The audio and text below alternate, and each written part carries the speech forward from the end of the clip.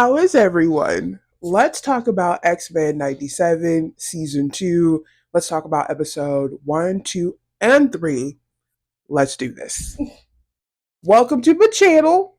Let's dive into X-Men 97. We're going to talk about the first 3 episodes. And this is just my personal opinion. So, if you have watched the first season and you have watched the first 3 episodes of the second season, you're in a good place right now because the first episode was basically Forager and Bishop going to two separate things. Okay, one was going to the past, one was going to the future. Now, who's in the past with Apocalypse? You have Magneto, you have Xavier, you have Rogue, you have Nightcrawler, and Beast. Okay, then in the future, where Forager will go to is Storm, Wolverine, Jean, Cyclops, Morph, all there. Okay, it's been a couple of months. It's been a few months.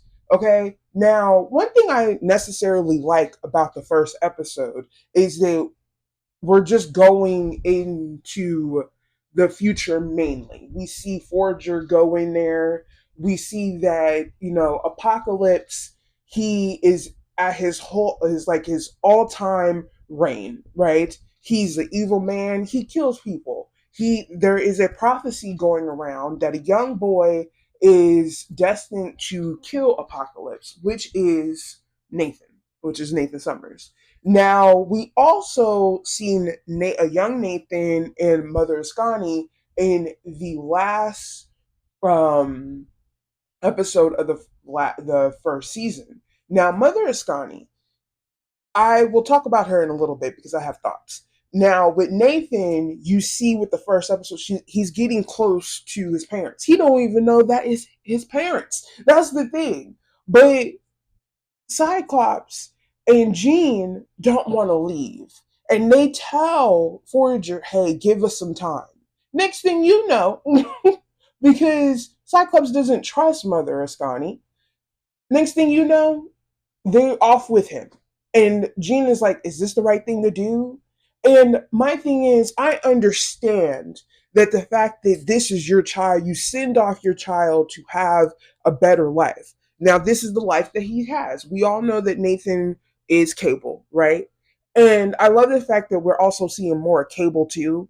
But the crazy thing about it is that the whole time I was watching the first episode, I was like, who is the one that brought them here in the first place and split them up? Come to find out, Mother Ascani is the one. Now, if you're not too deep into comic books, Mother Ascani is Cyclops and Jean's daughter, which is Rachel Summers. Her powers is very similar, I feel like, to Jean, but when she was having a discussion with Storm about the power that they need, she was she was saying that she wanted Storm to do a solar flare, and when she was talking more about Storm, she was like, "Well, I've seen you in my lifetime." I was thinking, okay, how's this possible? Coming to find out, I was thinking about it. That's Rachel. Okay, she's the one that's been raising Nathan, a young Nathan. Um, she's been just taking care of him. She is part of the Scani clan, and she's very powerful, as you can see that. Storm. Let's talk about Storm because I talked about her a couple days ago on different social media, and the way that Storm commands her powers with force, with grace, with dignity, and with a whole lot of badassness. I love it. Just the way Storm just commands her powers. And just as much you could tell that Forager loves her, you could tell that Storm loves him. Now this blossomed into the first season, and we're seeing more of that in the second season. I love the fact that Forager's like, I'm going to the future to get my woman.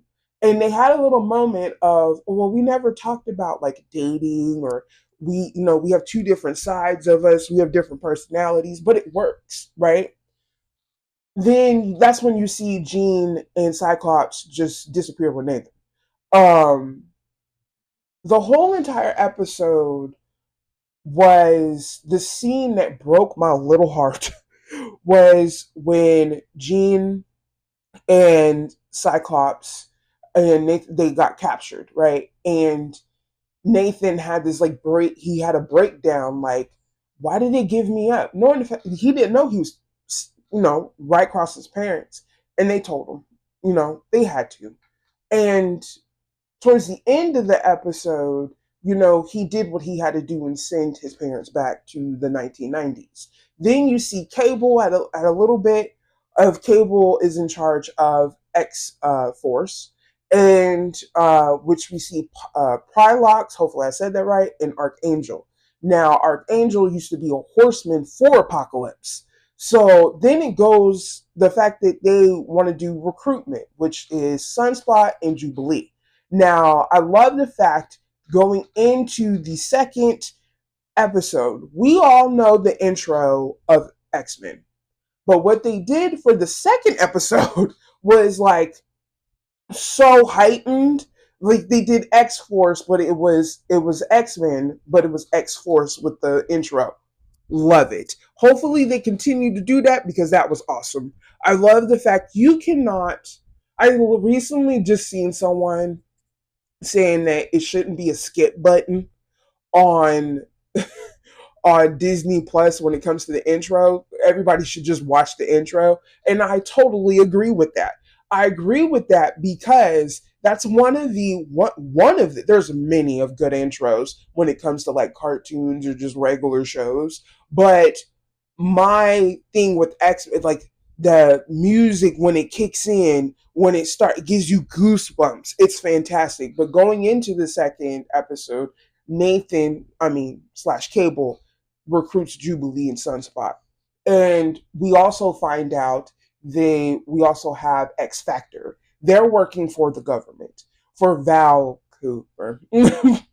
Don't like the lady, never probably will, but I feel like these are the members of X Factor. You have Multiple Man, you have Havoc, you have Wolfbane, you have men, strong men. Their powers is unbelievable because they did go against X Force. Now I feel like we're going to see a lot of X Factor and X Force probably go against each other a lot, but Jubilee had some fantastic moments. That the fact that she did get captured, and we also see Emma Frost and more of her powers. I feel like we're also going to see more of her going throughout this season because she's a very, she's Emma Frost, and she's very frosty because she don't give a darn. She don't. She all she cares about. Okay, I'll give you what you want, but what do I get in all of this? Okay, and that's how she is. She was just sitting there just while they were fighting. Now, when I mean that Jubilee had some moments, she did get captured by the government by X Factor, and Polaris, I think that's how you pronounce her name. She did have a conversation with Jubilee. She used to be part of X Men. She's not part of X Men no more. But then she did, do something to the cameras. And on their ship, they got mutants. Mutants, they shouldn't be locked up, by the way. And I'm going to say this, and I'm going to say this very strongly.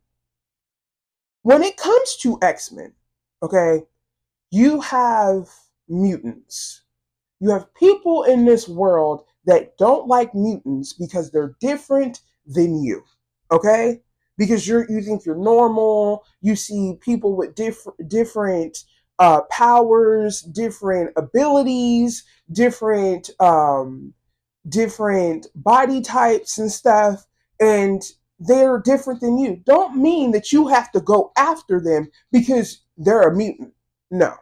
A lot of people think of me personally, if you really think about which it really is is X-Men is about civil rights. Okay, it's it's a lot of, you know, this is who I am, but people are trying to take my rights because what I could do and what my abilities are.